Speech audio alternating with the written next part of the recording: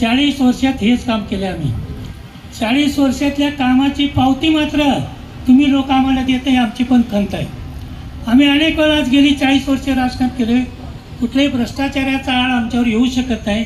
कधी आम्ही जातीवाद केला नाही. सगळं शेतकऱ्याची भावना ओळखून सुद्धा आज आमच्या इथं तुमच्यातले बाहेरचे पार्सल येतात, आमदार म्हणून निवडून जातात. काय केलं त्यांनी तालुक्यात आमच्या? एकाही ठिकाणी शेतकऱ्याच्या बद्दल कुठं बैठक घेतली, कुठं मोर्चा काढला, असं अजूनपर्यंत झाले नाही. महाराष्ट्रामध्ये बातमी काय? सगळ्यात तरुण आमदार आपल्याकडचे आहेत. आणि आम्ही तरुण, आम्ही आता झालो म्हातारी समजून घ्या, पण जे तरुण आमदार आहेत त्यांनी शेतकऱ्याविषयी काय केलं हे तुम्ही अभ्यास करायची गरज आहे. आज तुमच्या पाट्या वाचतो इथं, मायबाप सरकार दिवाळी साजरी करू का शिमगा साजरी करू, काय म्हणते संपूर्ण एक नारा 7-12 कोरा. हे कुणी घोषणा दिल्या 7-12 कोरा करू म्हणून?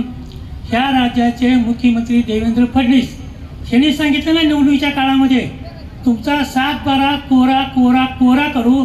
3 वेळा त्यांनी भाषणामध्ये सांगितलेलं आहे. का कोरा करत नाही तुम्ही? 7-12 कोरा करत नाही, आमचं कर्जमाफी करत नाही. कर्जमाफी कोणाला करताय तुम्ही? कर्जमाफी करताय अडाणी अंबानीला करताय. 12 लाख कोटीचं कर्ज ह्या उद्योगपतींना माफ झालं, एवढं लक्षात ठेवा. म्हणजे तुम्हाला किती पैसे दिले?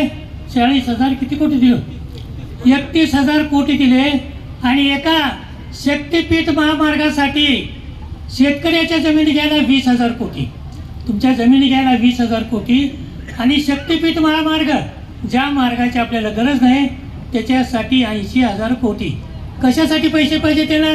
या 80,000 कोटीचा खर्च काय तिथं लागत नाही. जरा पाणी खर्च होत नाही तिथं. 40% रक्कम ही भारतीय जनता पार्टीला आणि त्यांच्या नेत्याला जाते, एवढं लक्षात ठेवा. आपल्या एकदा